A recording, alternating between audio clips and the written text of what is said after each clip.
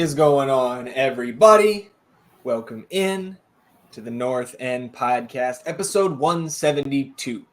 My name is Zach Graham, your host here in the North End, joined, as always, by my good buddy. He's on record as my best friend. His name is Ian Michaud, and we call him E. He's sitting here on a Sunday afternoon, NFL kickoff Sunday. So I know been watching some American football, had a little FCito mixed in there this afternoon as well. And I know you've been on the road, so hoping that internet holds up here. How you feeling? Oh, man, I'm doing well outside of already hating fantasy football as much as possible because it doesn't make sense. And all of my great teams are not that great. So, pretty disgusted at that. Other than that, up in beautiful Waco, Texas right now, and weather's gorgeous, enjoying myself, having a great time, and the show must go on. So I'm here, and we're doing it at the location remote. There you go. And up there in Waco, up in our buddy Trevor's neck of the woods, we will check in on the best keeper in the world. We'll have an extensive last business day there, 2 games to recap, and of course go through all of the first team happenings as well before we get into today's episode. Just want to remind you all listening or watching on the YouTube that the best way to support the show is by downloading the audio version of this episode wherever you get your podcasts. If you want to go the extra mile, you can also rate, review, and subscribe to the show wherever you get your podcasts. And if you're watching on the YouTube channel, subscribe to the channel. It helps us grow the show. You can hit the notification bell to know when a live stream pops up or a new episode goes live. And of course, on this episode, like the video, hit that thumbs up. Help us battle the YouTube algorithm overlords. Atone for your sins. Wash yourselves clean in the waters of the North End. Probably the biggest piece of news. And again, this is an indicator as to how quiet of a week it was in the Austin FC universe. We had a Jhojan Valencia radio interview on a Colombian program called Deportes Sin Tapujos. Again, I'm sure butchering that pronunciation there, but Jhojan, of course, our boy, the Punisher, out there talking about a number of topics, but the one that to me is just very clearly of note. He was asked about, his future, right? Because we know there's a team option coming up, and throughout this interview, Jhojan did not explicitly focus on the quote that I'm going to here. He did, include we don't know what's going to happen with Austin yet, so my agents are working. But the quote that, again, everybody kind of caught on to there was, he said, we're looking at options for next year. There are some in Brazil. To me, I would not be surprised at all. We already talked about a month ago, right at the end of the transfer window, the guys who were potential free agents this coming winter. Jhojan, of course, one of them. And we've detailed at length his salary cap hit, the fact that he is a TAM player, right? So we are probably allocating anywhere between $750K to $1 million in cap space total for Valencia. Yeah. So I'm not shocked at all if Jhojan isn't here past this winter.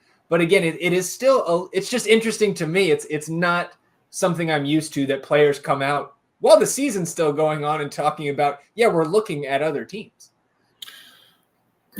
Yeah, the timing of it all is the only thing that I take any sort of exception to. It's like Maxi last year, right? When Maxi was posting the stuff from his agent's office and just these not so cryptic Instagram posts, and Jhojan just coming right out and saying it. Sorry for interrupting.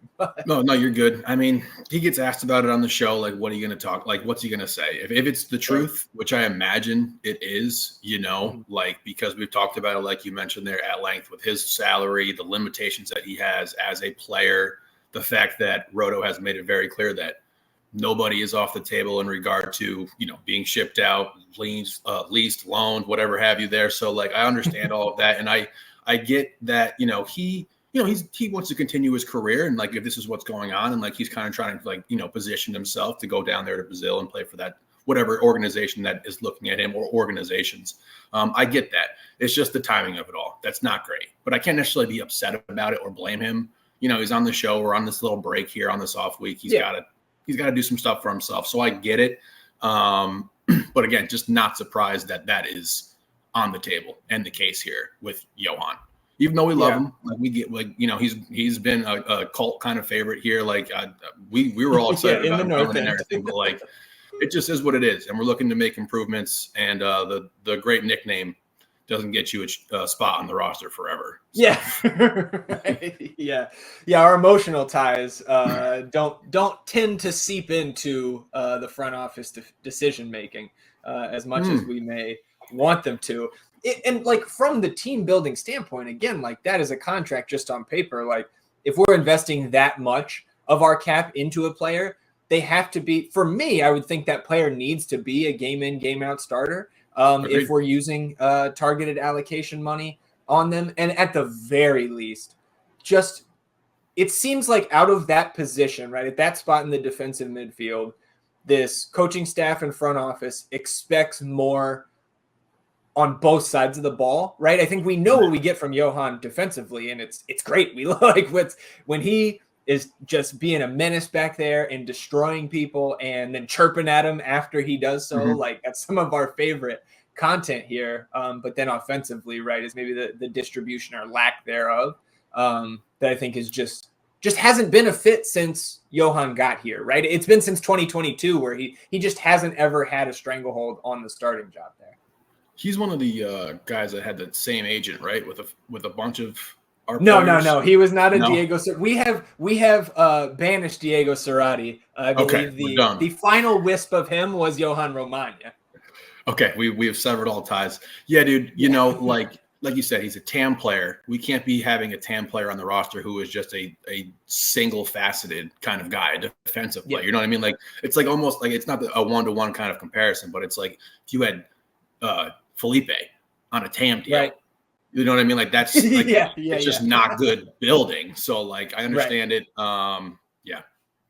Well, and there's a player in that position, right, who wears number 6, who needs a contract extension pretty darn soon. So I could think of, there's one way you can use at least some of that potential cap space. So obviously we will keep our eyes on that.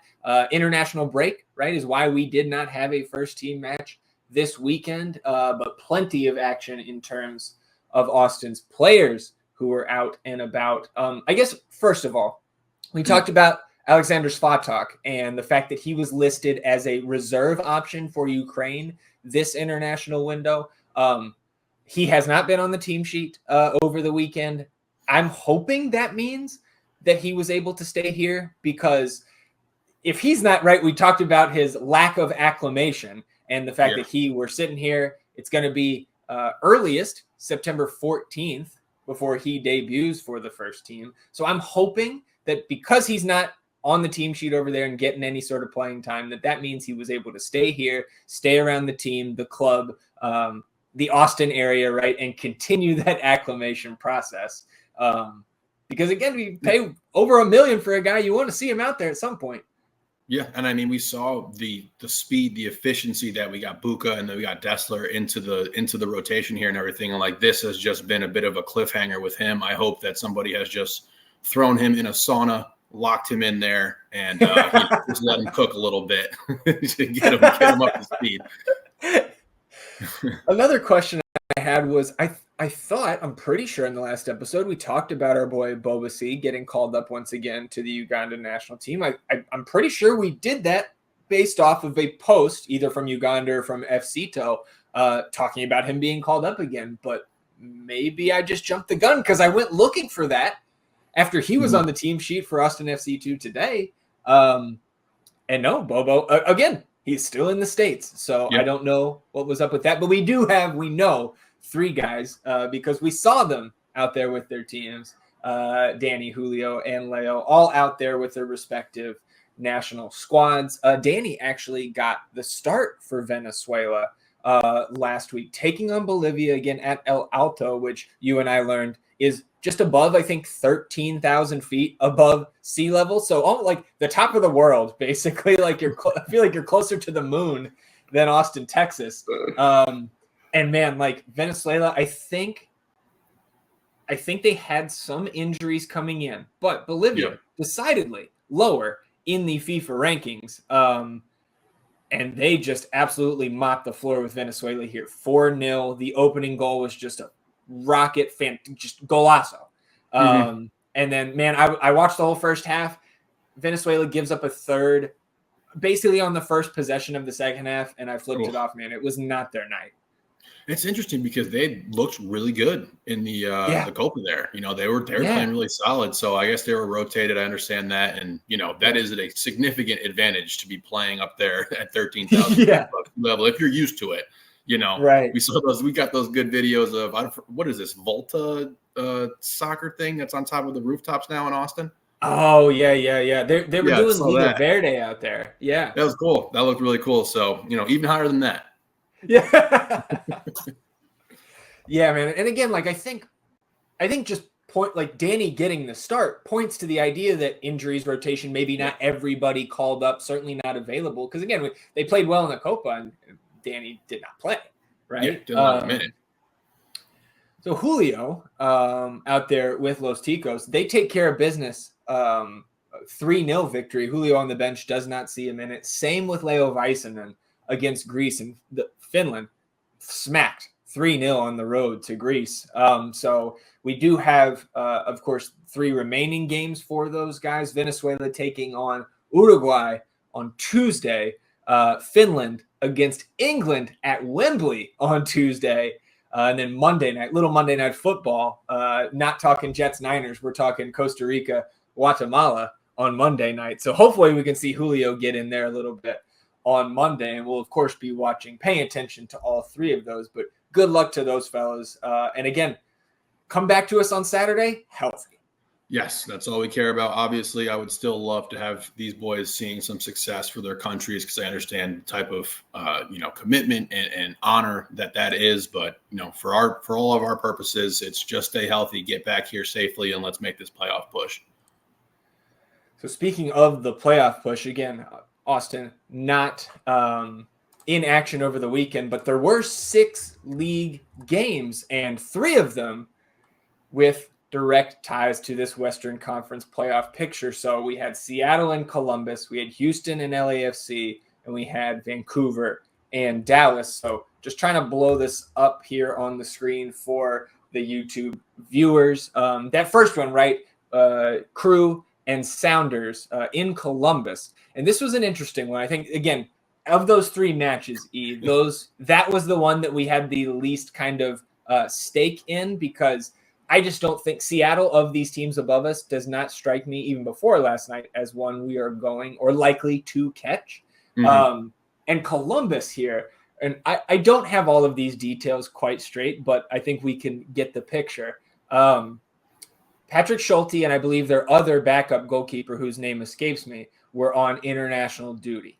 Their next pro keepers had already used all of their call-ups for the season. So they had one goalkeeper available, and he gets a red card near the end of the first half, which then put a positional player in net and up a man with no actual goalkeeper. Seattle reels off 4 goals on the road at Columbus for the big victory. But I am a little bit confused on the surface. Again, I didn't dive too deep into that. I don't know why they weren't able to have some sort of like emergency, right? Because I know there are injury exceptions that teams can file with the league. And I would think they did that. And if they did, it appears it was denied. I would like to know why. Again, I don't care that much. It's just I've never seen something like that before. I've seen the outfielder come in and pitch when a baseball team is down 17 runs, but positional player in net in a meaningful league game, it doesn't sit right with me. Even like setting aside the fact that we would have liked Seattle to lose. Yeah, I've never heard of anything like that. Never seen anything like that. I don't understand how they couldn't have found some sort of way. But it would have been great to get a Sounders loss. But again, we're not catching them. Right. I have them probably as a top 3 team in the Western Conference. I think that they're, hitting their stride, really. They're super talented. They got a lot of good players, a lot of veteran leadership there too. So we're not catching them, and you look at this table now and it looks worse than it did after our disaster performance versus Vancouver, our last outing here. But I remember you texted me about these LAFC matchup with Houston and the Dallas matchup, and you're sending me the injury report and all the guys that, the team that we actually want to be rooting for are missing. But it sounds like we got some favorable draws. Tell the people about it.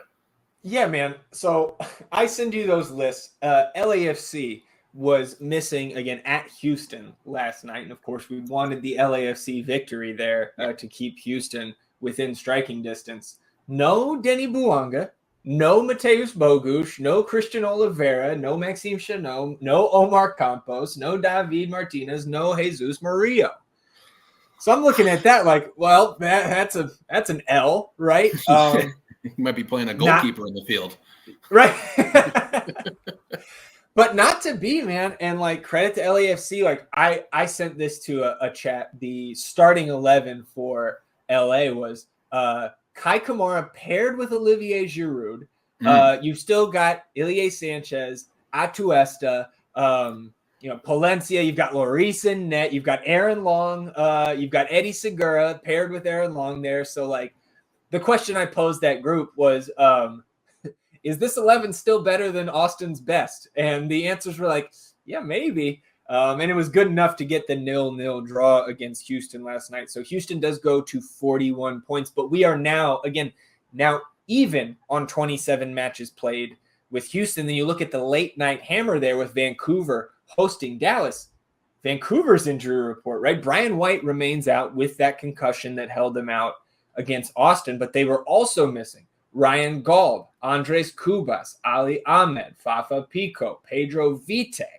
They did see the return of Sam Adekubi, but looking at that one as well and being like, okay, well, Dallas, healthy as they have been by far, and of course they're going to come in and just wipe the floor with Vancouver, and not to be, and not just a 0-0 draw here, but man, like Vancouver, from my eye, deserve to actually win that match.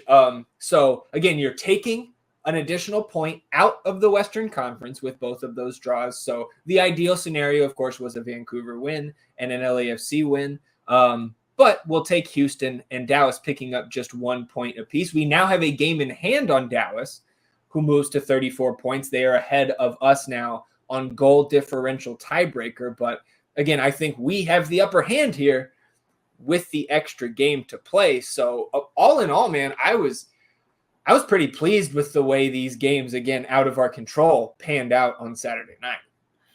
Yeah, I'm right there with you, but man, I'm just getting depressed looking at this table here and just thinking about how catastrophic that Vancouver loss was. Because like if you're sitting on 37, like we are resigned to the 9.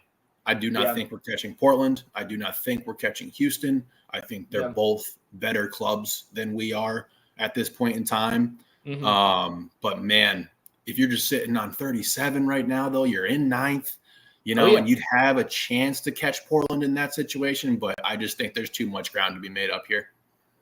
If you had gotten those 3 points, and again, we don't want to sit here and woulda, coulda, shoulda for too long, but if you are on that 37, as you mentioned, you would be sitting 6 points back of 5th today. Yep. You'd be feeling great. And again, these teams, like they just did last night, are going to cannibalize each other along the way. But I'm with you. It feels like that 9 spot is right now just the realistic goal. And again, even I would hear an argument on realistic about the 9 at this point, especially with the recency bias of us feeling so down after that Vancouver match. I know by the time we get to Wednesday's episode in that Toronto preview, I'm sure I'll be revving myself up to go predict another victory. But yeah, sitting here again, not much has changed, but it could have been worse. Absolutely. It could have been worse for sure. And like, as much doom and gloom as there is right now because of that god awful performance that we had, the only thing my mind is saying right now is must win in Toronto. Have to win. Got to get 3 points. You have to, with an opportunity versus an Eastern Conference team. And I know we'll get into that on Wednesday and everything, but like that is where my focus is. And I just still can't believe, in disbelief about the performance versus Vancouver. And I really hope that it does not come back to bite us in the ass. But we shall see. We got a long ways to go still. There's still plenty of time, plenty of games, but it's really starting to take shape and take some form in that Western Conference with the more elite clubs and the teams that are going to be battling tooth and nail for that 9 spot, us, Minnesota, Dallas. So it's going to be tough, man. Again, a very light week for the first team. So let's go ahead and check in on the best keeper in the world.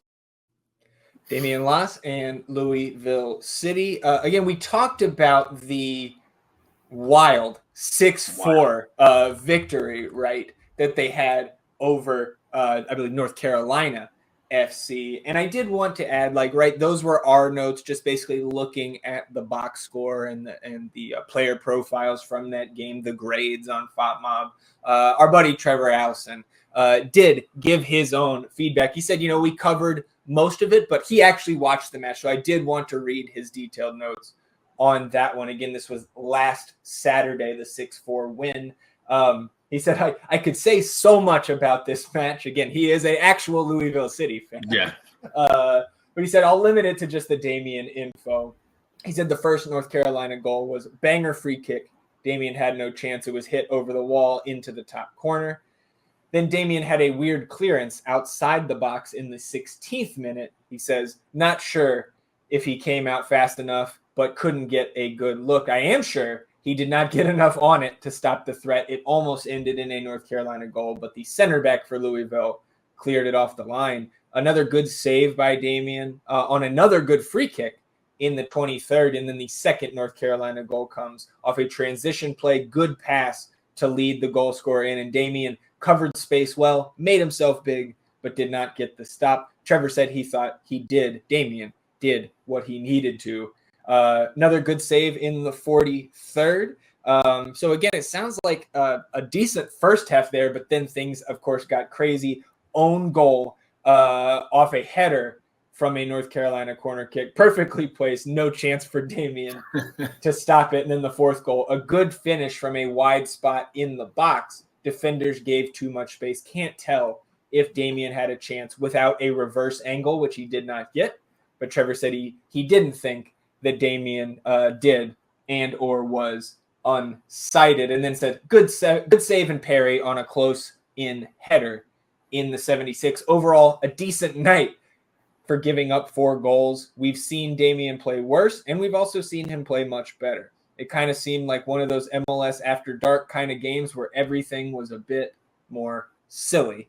So again, like we said on Sunday's episode, last Sunday, we'll take the victory, right, get out of there, and keep it pushing. And so we had a Friday night match at Louisville hosting Loudoun United. But no Damian in this one because looking at his social media in the midweek, looked like he lost a very close friend in this past week. So he was away from the team on Friday. So deepest condolences to Damian. You never like to see that. I hope he, has all the time he needs from Louisville to be away and kind of recenter himself through that. Yeah, man, hard to hear, but hope he's back soon. Yeah, there are much more important things in life than soccer. So, I hope he takes care of himself and gets back when he gets back and, makes this push for the last end of the season here. And obviously wishing him well. Don't think he listens, but we love you, Dave. You got a whole segment. You got a whole segment down here. Yeah. We even brought in talent to fucking make this segment a little better. So I joke, but for sure, man. Get back, get well. Yeah, and Louisville now 59 points from their 26 matches played, still 2 games in hand over second place Charleston. Next up for Louisville, Saturday night on the road, FC Tulsa. Tulsa currently, they're in the Western Conference, so we could see their standing. They are 8th in the West, so just 30 points from their 25 matches. So Louisville probably going to be favored one way or the other. Like I said earlier, we've got 2 matches here from Austin FC2 to cover. And last business day, getting a little bit of an upgrade. Come on down to Farmer Field where the champions play. Get ready for the game. It's last business day.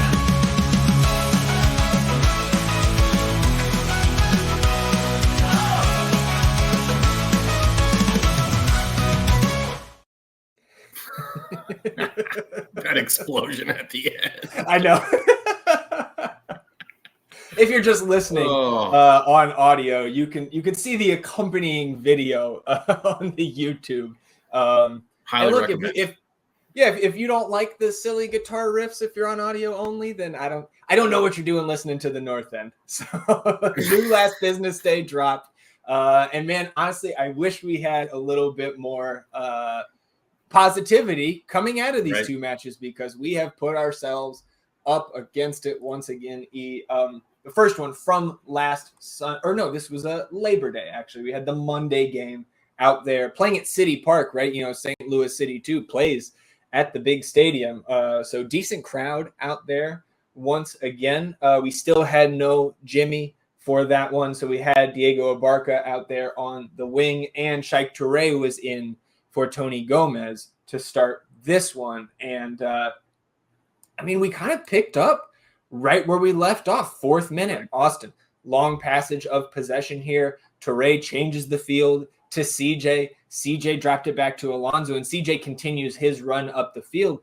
Alonso immediately pings that ball back out to Ruben Bonachera, who, in my eyes, has been on a pretty good run of form. He takes a peek up, launches a leading ball down that left side through to CJ. And it's so good that CJ has 6 yards of space all around him as he catches up to this ball in the 18-yard box. He's got Micah trailing down the middle, taps it to him. Micah finishes the job in the 4th minute here. Great team goal and the 1-0 lead.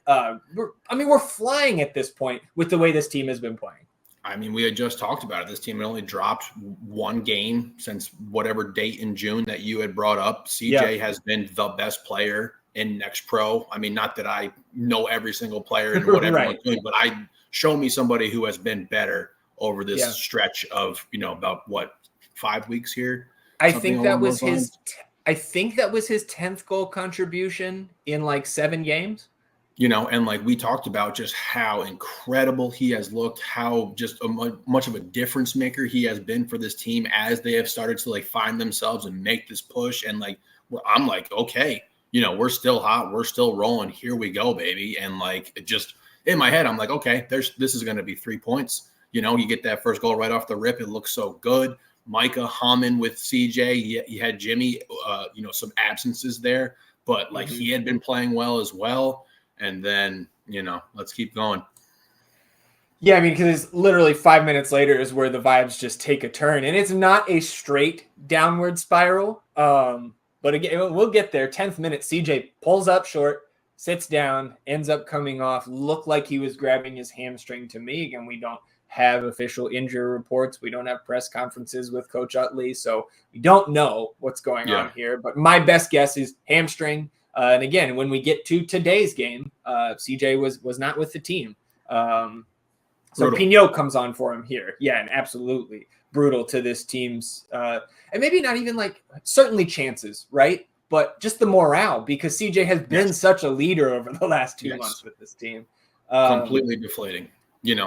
Just really deflating, because he's been the leader too, and he not only has been the leader, he's been producing it on the field in terms of counting stats, things you can see, tangible stuff. And like I said, a difference maker. And this is just, I feel, just awful for him, because he was humming, bro. I made that joke about starting over Johnny G, but I was, half joking. Right. He's right. And just fucking shitty timing. Yeah, man, banging in goals, providing service to his teammates, right? Because it's 5 goals, 5 assists, I think, was the count over the last 7 games. So yeah, it would be 6-4 if Micah didn't steal that one from him. Yeah, that's true. That's true. 13th minute, speaking of Micah, comes in through the back of Brandon McSorley in the box. And on the replay, man, this one looked like McSorley started to slip. Either way, Joyner slots home the penalty past Alstrup, and we're tied just 10 minutes after the opening goal. I'll save my official rage, my rage at the officials, rather, for the second game. But I thought this one, again, I thought it was soft. I have the benefit of replay. The Next Pro officials do not. And there's only one freaking camera angle in the stadium. Yeah. So it's damn near impossible to say with certainty. But I thought that one was soft. I mean, the other game is fresh in my mind right now and watching this Yes. buffoon of a ref go up and down the field. But like, I don't know, man. We can't get anything at this level that just, doesn't compromise the integrity of the game because like, these are game-changing calls. It's huge. It's massive. So unfortunate for sure. 17th minute. Austin, to their credit, right back on the front foot after conceding the penalty. Ruben providing help in the attack down the left. He finds Sebastian Pignot at the spot, facing away from net. And Sebas can't quite get it past the keeper, but Micah gets onto the rebound, lays it off to Alonso Ramirez, who's kind of charging in at the edge of the 18. And he rips a shot, and that gets blocked out for a corner by one of the St. Louis defenders. Nothing doing off that corner. But then 10 minutes later, 28th, Ruben, Micah, and Irvin Torres combining on the left side to send Bonachera through. And a great ball here by Irvin Torres, which was not dissimilar to the ball that Ruben played CJ in on the first goal. So then I think Ruben, to me, equally slick pass here from the left side of the 18 all the way through. He sees Diego Abarca crashing that back post. Diego slams it home to regain the lead. And both of these goals in this game, fantastic team goals, pretty to watch. And congrats to Diego, but the team really for this, because that goal was a goal of the match week in MLS Next Pro. Oh, wow. I did not know that, but it was a beautiful goal. And, God, it's just hard to get excited about these highlights when I know what happened today. I know. Well, we can keep ripping through this. I want to give Marcus his credit here. 37th minute against St. Louis. Fantastic save. McSorley, just McSorness in our fucking side, man. I hate this kid. Rocket from him from like 25 yards out, and Alstrup pushes it up over the bar. It was a great save to preserve the lead. We can just jump to the end of this one where, again, the wheels fall off. 72nd minute, Nico Van Ryn, poor pass, and ultimately a turnover at the back. St. Louis pounces on that loose ball. And as they play the ball into the Austin penalty area, Bonachera runs through the back of the St. Louis player. And I have no real doubt about that one. Definitely a pen. Joyner scores his second of the game from the spot. And we're all tied up again. And again, this is just where, like, we've been talking about the discipline issues from the first team. Mm-hmm.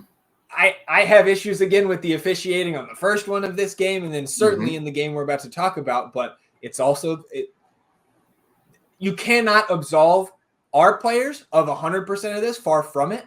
And similar to the first team, we got to tighten up, or we're just going to miss out on this playoffs. Yeah, I mean, this is a game like you talked about. We have the goal of the week for Next Pro. Like, we have a fantastic goal to open this game. You're outplaying this team. You're outclassing them. You look better, and you just give them two freebies. As much as the first call was probably shit, this one is not. And you're just putting poor Marcus Alstrup in just so many goddamn bad situations. Like, we don't want him to be like, we want him to be like Stuver, but not like Stuver in regard to having to save your ass all the time. Yeah. Yeah, I'm glad you said that, because I was literally about to say poor Marcus for what we're putting him through, man. And then at 89th minute, heartbreak here. St. Louis jumps on this like loose ball, but bouncing ball near midfield. And Torre kind of overruns it. And St. Louis jumps on it, takes off on the break. They just make one pass up the middle to McSorley. He turns and takes a touch to the middle, pushes one past Marcus Alstrup to win, runs over to his boys in the stands over there. And that is his second game winner this season against Austin across the 3 games. So again, I would give up that goal of the match week for even 1 point coming back here from St. Louis, just knowing where we are in the table. That was just a gut punch of a way to end Labor Day last Monday. There's been some real gut punches with this Austin FC2 team, more so than the first team this year, honestly. Yeah, I'm just hearkening back to a couple games where we're up late and like just trying to get out of there. You got 3 points in hand, and somewhat you just give up 2 goals, and then you're walking away with nothing. It's just tough. So we come into the match today, right? It was a 2 p.m. Central kickoff up there in Minnesota. But this morning we got a piece of news from the second team, Austin FC2, announced on Sunday. the addition of defender Santiago Maynez to its roster. Maynez is a 17-year-old right back from the Austin FC Academy. He signed an amateur agreement with Austin FC 2, allows him to train and compete for FC 2 while maintaining his collegiate and academy eligibility. Of course, we've seen that from a number of guys this year, Gavin Wolf and Spencer Sanderson, and the list goes on. There's 5 or 6 of those guys. So Maynez, a Texas native, originally from El Paso, he joined the academy in fall of 2022. And his amateur agreement runs through the end of this season. He's eligible to compete in matches beginning today, and he was available off the bench here for the second team. But again, like we mentioned earlier, no CJ in the team today. We did see the return of Jamie Farkalin. He was available off the bench. So you had Anthony Garcia slot in at left wing. We also saw no Irvin Torres. So I don't know if he maybe picked up a knock. Maybe he's on yellow card suspension. That could certainly be a thing. Again, there's no real accounting. I could go through the match logs here. Didn't do so before we hit record. So no Irvin Torres today, which again is another big loss for the way he has been playing. Brian Arellano took his spot in the midfield. And then we have Tony Gomez back at right back, Shaikh Touré to the bench. So a much different starting 11 here from what we saw just 6 days ago. Yep, and we were building all kinds of continuity. You get the CJ knock. Jimmy gets, acclimated back in. You're excited about that. This with Irvin, who, again, we've been talking about CJ, and but there's been a lot of dudes who have really stepped up their game. Irvin being one of them. You know what you're going to get out of Alonso and everything. So, even going into this game after this heartbreak versus St. Louis, I'm feeling good. I thought we could probably overcome CJ, the absence of CJ, but it's hard to overcome the absence of CJ and an absolute clown ref who is running up and down the field being an absolute moron. And basically playing Minnesota United, because I don't know what is going on. And again, it's not that drastic, but out of their 11 starters, 7 are first team players. Where is this coming from? And some of these guys, are, I know, the last place, and their first team is right there with us battling it out for the wild card spot. So why is DJ Taylor down here playing with Minnesota United too? DJ Taylor played 143 minutes against Austin FC this year. I look, bro. And I'm not so mad about who they're running out there as just thinking about what we're about to talk about with these refs. It was just another hurdle for our guys here today, where you go in there, you're coming up against the team that's been the worst, but then all of a sudden they're not the worst, because you've got Taylor and Adebayo Smith and Bacharach and Masanvi and Shashua and Nyman and Smear in net is a senior roster spot player for their first team. My goodness, man. I saw that lineup. I was like, what is going on here? Yeah, that is absurd. I'm surprised Pookie wasn't in there. Right? What the fuck? So this one, again, as fast as we started against St. Louis, this one, fast start, but the opposite direction. I think this one in the 4th minute, man, simple and inexcusable defensive mistake here. Austin allows Shashua to take it himself, basically from midfield, right up the gut, just navigating to the top of the 18, and fires a shot. Marcus gets a touch to it. It deflects and bounces up kind of just inside the post and into the net. It's tough from the one angle to know if Marcus could or should have done better here. I've seen him do better on tougher shots. So again, I cannot give credit to any of the Austin players here, and maybe just credit to Shashua for the shot. But I don't know, man. It was a very deflating start, especially after seeing the lineup and no CJ and no Irvin and what we're up against personnel wise here. It's tough. Yeah, no. When you have this kind of start and you have all these other variables in play, like you talked about here with their roster, no CJ and everything, but I thought Marcus should have saved it. I will say that, but I also don't think he ever should have been put in a position where he needs to make a tough save, because this dude, it wasn't even he didn't put on the jets. He didn't make any sort of significant move where he gassed somebody. He's not megging somebody and running around guys and he is just casually dribbling up the middle of the pitch, right outside the 18, and then he has enough space still to uncork one. And it's just like, that is inexcusable defense, and that is just not being awake and ready to play the game. Yep. And man, like, Austin very, very frustrated throughout this first 20 minutes. Plenty of fouls, not able to keep possession for much of anything, at least outside of their own defensive third. 18th minute is really where you see the first signs of life from Austin. Garcia and Bonachera are able to combine on that left side of the Minnesota penalty area. There's a slick little step over and then touch towards the middle to open up some space by Anthony, but his shot is blocked out for a corner by a Minnesota defender. Nothing doing off that corner. And man, I will say this is a positive for me over the last month plus. I think Ruben Bonachera has been pretty damn good on that left side. And you see in this game, when we have Antonio Gomez playing that right back spot, in possession, Ruben is really released to get up the field. And it's almost like we're sitting back there with those three again, Gomez being a natural center back. It's almost like we're playing with three center backs, and then Ruben's up there as kind of a wing back type of guy. And you saw that in St. Louis, even with Scheich out there, and you certainly see it here against Minnesota. Again, another name to add to the list of players who have really stepped up and looked much better. Ruben is on that list as well. 34th minute, Randall for Minnesota misplays a long ball that Austin had basically just cleared out to get out of harm's way, but Garcia pounces on the ball, takes the opportunity, little toe poke past the keeper to equalize it. Completely against the run of play, but I wrote here, but we'll take it. We will take it. I don't know what he's thinking when he makes this cutback, and because I was like, bro, shoot it. Right. Let that thing rip. And he goes back into the defender, fortunate bounce of the ball, but then a good recovery by him to get the toe poke there and beat the keeper. And, now feeling some life again, feeling like, okay, we're here again. But still, you're just trying to overcome this hurdle of this roster that Minnesota has rolled out there that is just stacked with talent. And we're without our best player, so it still seems like a steep hill to climb. But, ever the optimist and ever the Austin fan, I was feeling good. Yeah, right. Yeah. And then 42nd minute, right, to your point, we are kind of arriving into this match here to close out the half. Really nice through ball from Bobo to Antonio Gomez, of all people, sprinting down that right side.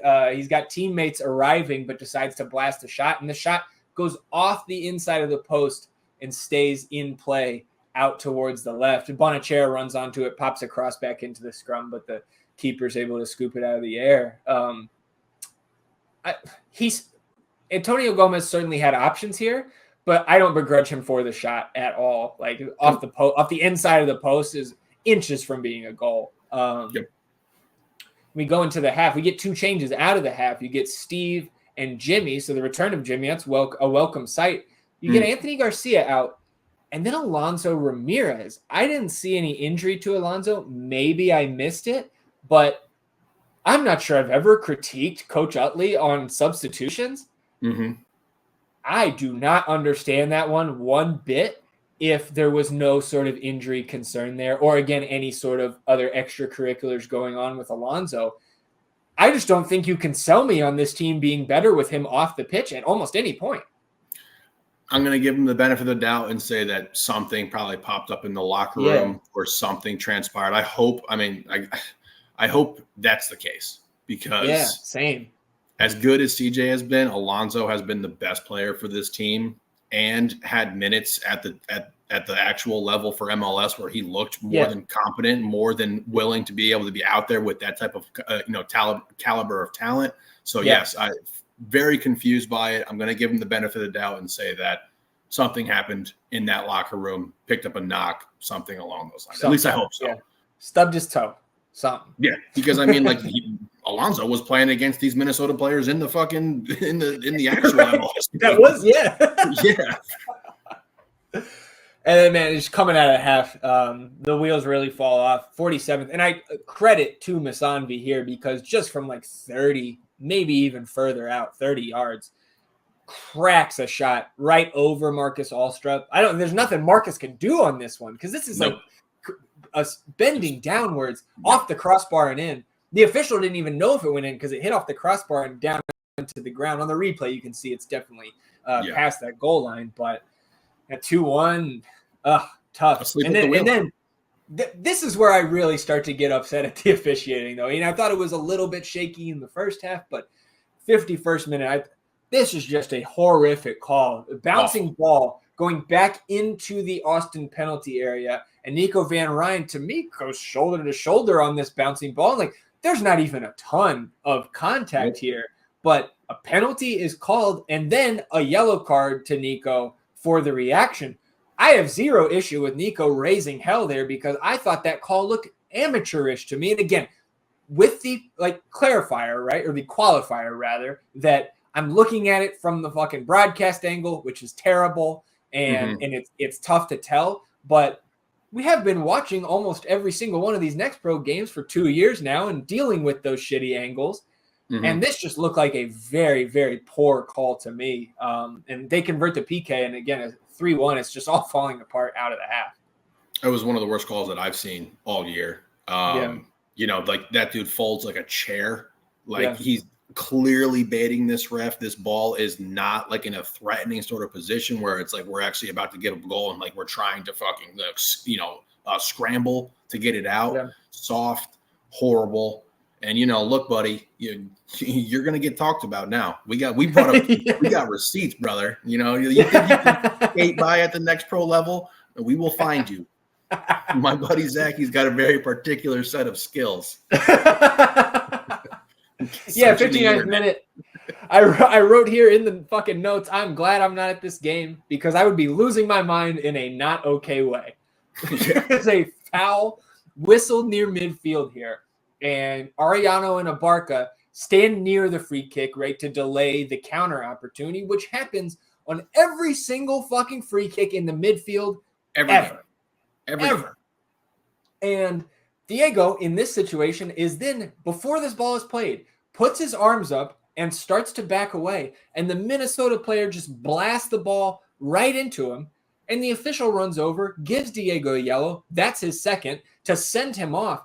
And look, man, even the MLS Next Pro announcer that's on this game spends 4 minutes talking about how unfair this fucking call is. And man, it's like I was just feeling like if this game wasn't over already, it sure is now. Just like a shit fucking afternoon for these guys.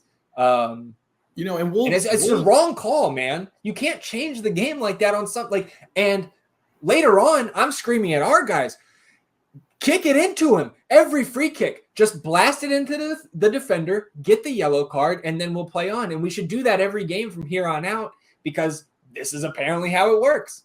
I guess so. And we have not been shy to chastise guys who are on yellows for doing things that don't make sense. This is not one of those situations. Like you said, this happens every game, every single time there's a fucking free kick in the middle of the field. This is how it goes. And for him to pull this second yellow here and now make 2 game-changing calls that are impacting Austin negatively, it's just insurmountable, and this loss hurts and it sucks, but I can't really be too upset at these guys for these things that are out of their control that just came into this game and just made a goulash of shittery because this ref is out of his mind. The players that Minnesota brought down makes no sense. They're dead last. They have no chance of doing anything in this league. And it's just, I'm just baffled.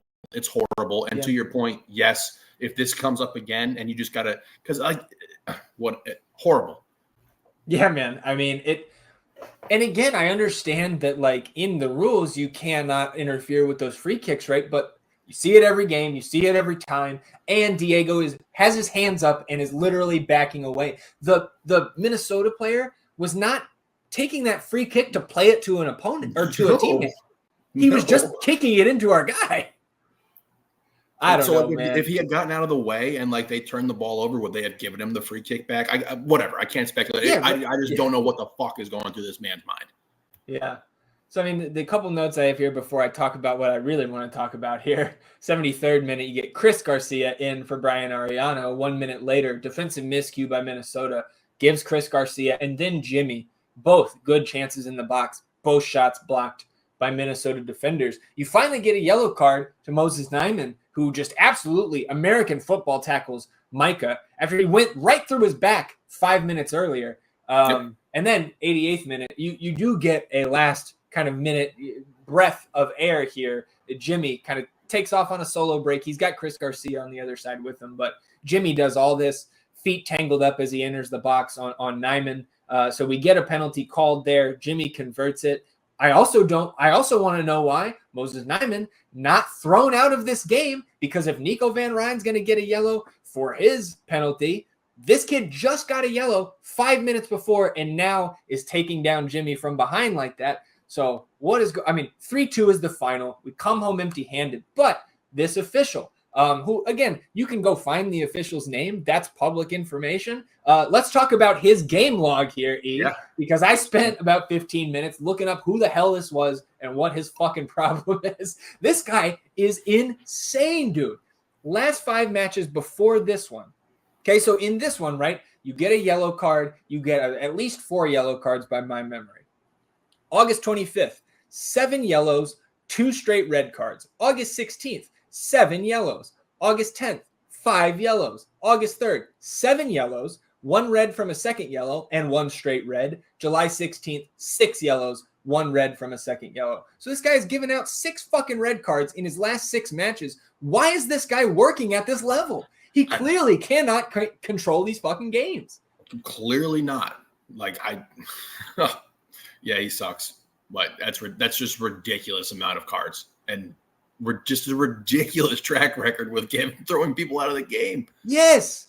I'm way more upset about MLS Next Pro right now than I should ever be. But God damn it, this guy was horrible, man. Awful. And again, this is where I feel like a lot of times when we talk about the officials, it's rarely good, but yeah, I think we try to keep a level head and saying official when they do or don't affect the outcome of the match. This guy absolutely affected the outcome or the potential outcome of this one. And I'll give FCito credit. They did not stop fighting. These guys battled to the last second, just like they did against St. Louis. They created 4 chances against that elevated Loons 2 side. And again, some of those coming after the red card. So again, there is still 4 regular season matches to be played. We did get a good result. SKC2, who we are tied with on points, we are down 1 in terms of goal differential there. So that Jimmy goal at the end was very important for potential tiebreakers. They were up 1-0 early on LAFC2 this afternoon. LAFC2 comes storming back, 2-1 victory. So we remain tied for 10th with SKC2. Dynados and Timbers 2 both play Sunday night after we're recording this. Both teams are a point above us. So we want losses from both of those teams. But regardless of those outcomes, again, we have 3 of our final 4 games here at home against Houston, right there, right above us, right? So we've got potential 6-pointer there. Whitecaps 2, and then the Town, again, which is San Jose. So these are teams all in the playoff picture. But we know that this Austin FC2 team, especially if you can get CJ back in the mix and Jimmy back to full fitness, that this team can compete with pretty much anybody here in the Western Conference. They showed it against St. Louis, who is second earlier this week. You also have North Texas SC, who St. Louis currently winning.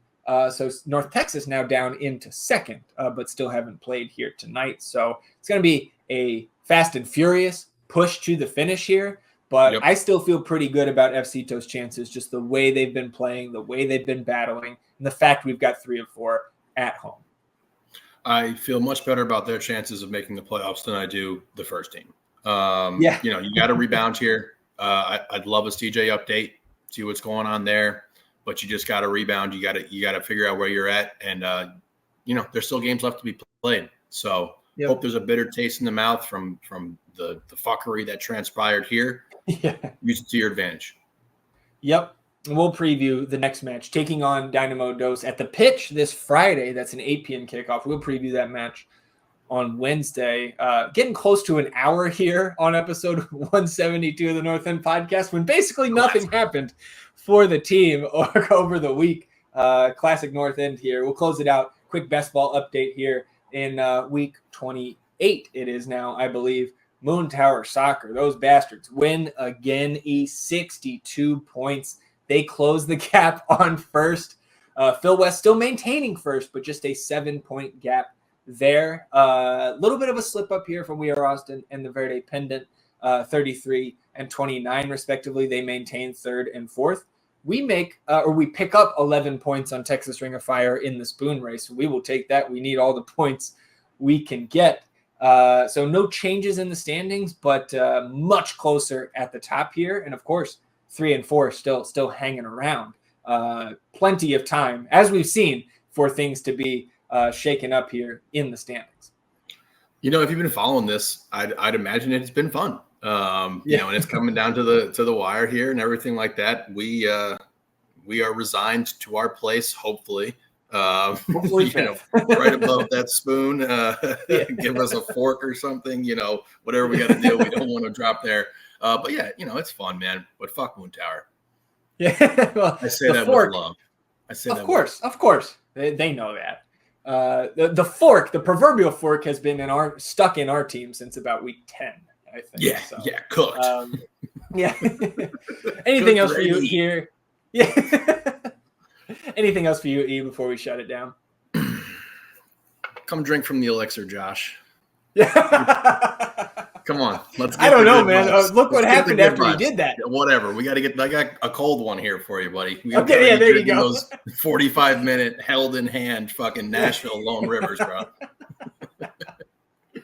All right, everybody. We appreciate you tuning in, sticking with us here in episode 172 of the North End Podcast. We'll be back on Wednesday, previewing the first team's matchup against Toronto FC, previewing the second team's matchup against Dynamo Dos, and talking about everything else that happens in the Austin FC universe between now and then.